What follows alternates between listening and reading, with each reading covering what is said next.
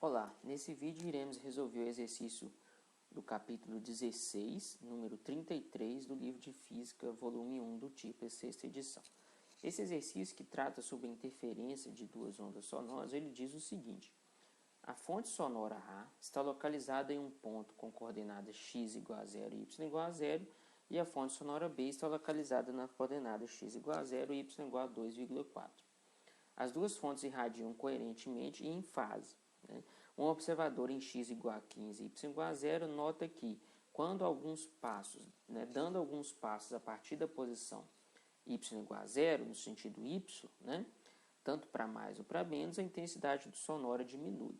Ele pergunta quais são as frequências mais baixas e a frequência seguinte, a mais baixa, emitida pela fonte, que vai dar conta dessa observação. Então, a primeira coisa que a gente precisa é tentar aqui esquematizar e entender esse problema. Note que eu tenho duas fontes sonoras, tá? Que emitem um som idêntico. Elas estão emitindo um som com a mesma fase, ou seja, com a mesma frequência, mesmo comprimento de onda e com a mesma constante de fase, e essa é coerente, ou seja, essas fases permanecem constantes numa região do tempo, ok?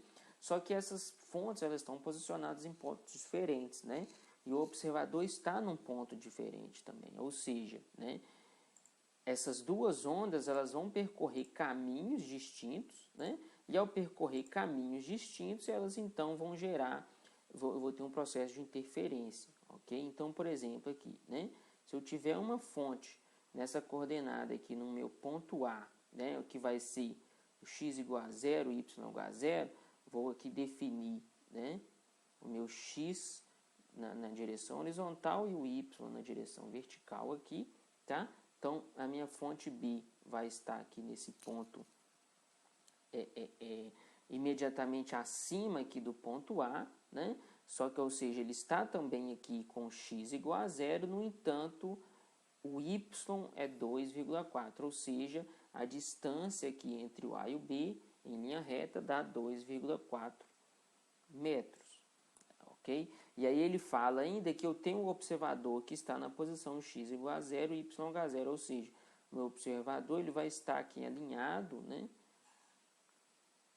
com a fonte A, porém vai estar num ponto aqui que eu vou chamar de O, e a distância desse ponto A até o meu observador é de 15 metros, tá? Então, esse é o diagrama, Só que note que, então, o meu observador, ele não está à mesma distância da fonte B e da fonte A, tá?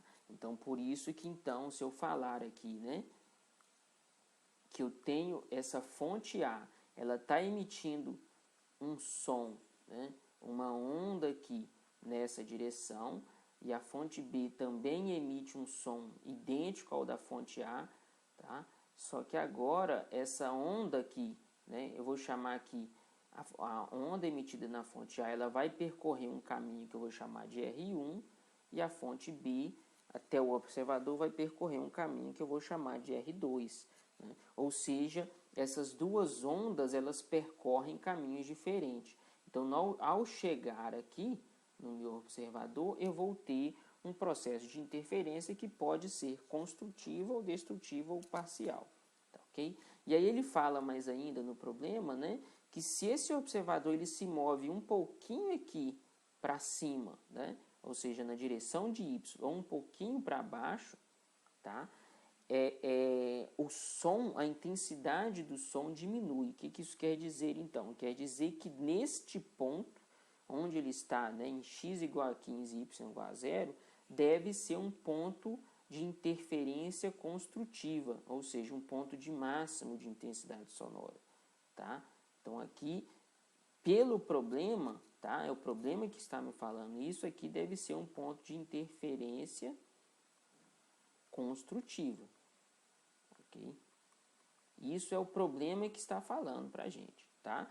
Porque ele observa, que se eu movo um pouquinho para cima ou para baixo aqui, eu vou estar diminuindo a intensidade, ou seja, esse ponto é um ponto de massa, Se eu tivesse aqui, por exemplo, aqui, ó, a minha onda, né? Se eu tiver aqui na crista, né? Se eu tiver exatamente nesse ponto, é um ponto de máximo, né? Se eu mover um pouquinho para um lado ou um pouquinho para o outro, a intensidade do som ela vai diminuir, tá? Então, exatamente por causa disso aí, né? Bom, então esse é o nosso problema que a gente precisa resolver, tá? Então, vamos lembrar a primeira coisa, né? Como que eu gero uma interferência, né? Para mim gerar essa interferência, eu preciso ter uma diferença de fase, tá? Só que aqui a minha diferença de fase, apesar das ondas começarem, né? Elas começam com a mesma fase, eu vou ter aqui uma diferença de fase causada pela diferença de caminho, porque as duas ondas percorrem caminhos diferentes, tá? E aí, então, a diferença de fase causada pela diferença de caminho, ou seja, diferença de fase delta, causada pela diferença de caminho, ela é dada pela diferença de caminho, ΔR, vezes 2π sobre lambda, ok? Onde a minha diferença de caminho aqui, né, o meu ΔR vai ser exatamente essa diferença, R2 menos R1. Tá? Então, essa é a minha diferença de fase por diferença de caminho, né? Agora, quando que eu tenho uma interferência construtiva ou destrutiva, né? Então, vamos lembrar, quando eu tenho o processo de superposição de duas ondas, se eu somar duas ondas, né, com a mesma fase, porém com caminhos diferentes, né? Se eu supor aqui, por exemplo, que eu tenho uma onda Y1, né, que tem uma amplitude aí Y0, né, por exemplo, aqui, cosseno de KR, vou até chamar aqui de KR1 menos ômega t, e eu vou ter aqui, por exemplo, uma outra onda, né, com a mesma amplitude, tá? Só que aí note que, olha só, eu vou colocar aqui um KR2 menos ômega t, ou seja, elas têm a mesma frequência, mesmo comprimento de onda, porém estão percorrendo caminhos diferentes, né? Na hora que eu somar, fizer a superposição aqui, a minha onda resultante, né, R, tá? Que vai ser igual a onda 1 mais Y2, tá? Eu vou ver que a minha diferença, né, eu vou ter aqui a minha diferença de fase, que vai exatamente me dar isso, né, a diferença entre essas duas fases aqui, eu gero essa expressão, e a amplitude, né, ou seja, a amplitude total, tá? A amplitude aqui, Y total, ela vai ser alguma coisa dessa forma. Vai ser 2 vezes a amplitude de cada onda, tá? Vezes o cosseno dessa diferença de fase aqui, dividido por 2. Tá? Ou seja, a amplitude total depende desta diferença de fase, né? E aí a gente vai ter, então, que analisar, então, quando que eu tenho uma amplitude máxima ou quando que eu tenho amplitude igual a zero, que seria uma interferência destrutiva, né? Como eu quero uma interferência construtiva, quando que eu vou ter amplitude aqui com o seu valor máximo, né? Quando o cosseno de delta sobre 2 for igual a 1, né? Ou seja, toda vez que delta sobre 2 for igual a, por exemplo, 0π, 2π e assim por diante, né? Ou seja, toda vez que delta sobre 2 for um múltiplo inteiro de π, tá? Com, né, n igual a 0, 1, 2 e assim por diante, eu vou ter uma interferência construtiva, porque isso aqui vai dar em módulo, né, 1, então eu vou ter amplitude máxima, né? Então estaria aí numa interferência construtiva, que é o que o problema pede, né? Eu preciso analisar a interferência construtiva, tá? Agora, note que isso aqui é delta sobre 2, né? Se eu fosse reescrever isso em termos de delta, tá? Ou seja, eu vou multiplicar aqui, passar o 2 multiplicando, tá? Note que agora, né? Então, eu vou ter n vezes 2π, com n igual a 0, 1, 2 e assim por diante. Ou seja, a minha diferença de fase tem que ser um múltiplo inteiro de 2π, tá? Para que eu tenha uma interferência construtiva. Se eu estivesse analisando num processo, num ponto de interferência destrutiva, essa condição seria outra, tá? Então, cuidado aí, né? Esta condição aqui só vale para interferência construtiva, tá? Então, isso é que a gente precisa analisar aqui, ok? Bom, então vamos lá, né? Então, note que agora eu quero interferência construtiva, ok? E aí, se eu substituir agora, né? Então, a minha diferença de fase que eu tinha determinada aqui, né? Nesse ponto, tá? Ou seja, minha diferença de fase é ΔR vezes 2π sobre lambda. Quando que esse delta, né? Esse meu delta aqui, a minha diferença de fase, vai ser um múltiplo de 2π. Toda vez que o meu ΔR ele for um múltiplo de lambda. Correto? Porque olha só, quando o meu ΔR aqui, eu vou até colocar, né, 0, 1, 2 e assim por diante. Quando o n for 0, ΔR é 0 e a minha diferença de fase é 0, eu estarei aqui numa interferência construtiva.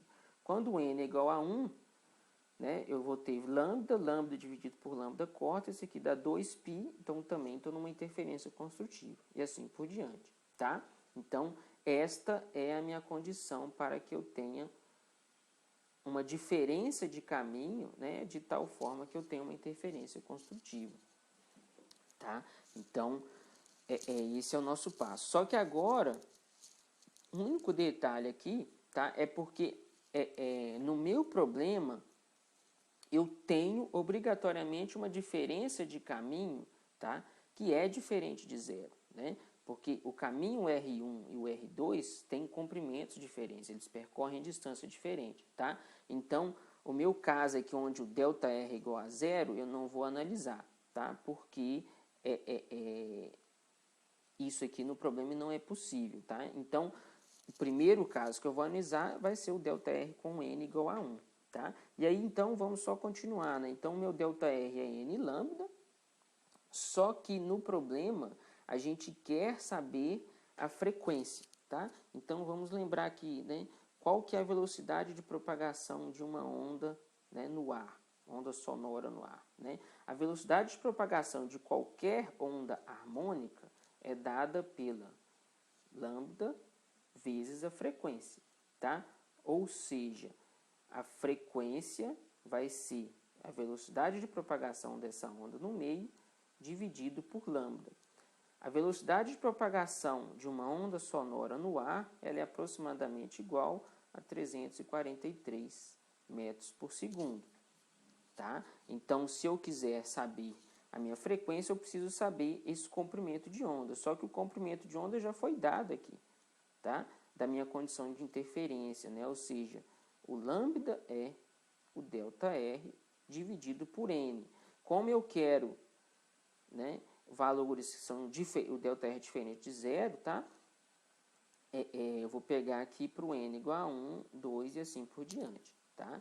Porque senão eu teria uma incongruência aqui, mas note, né, que eu estaria dividindo 0 por 0, tá? Então, não teria problema aí, ok? Bom, então, a minha frequência, né, que é o que o problema está interessado, vai ser o quê?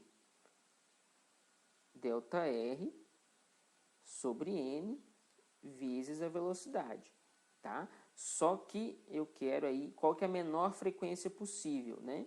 Vai ser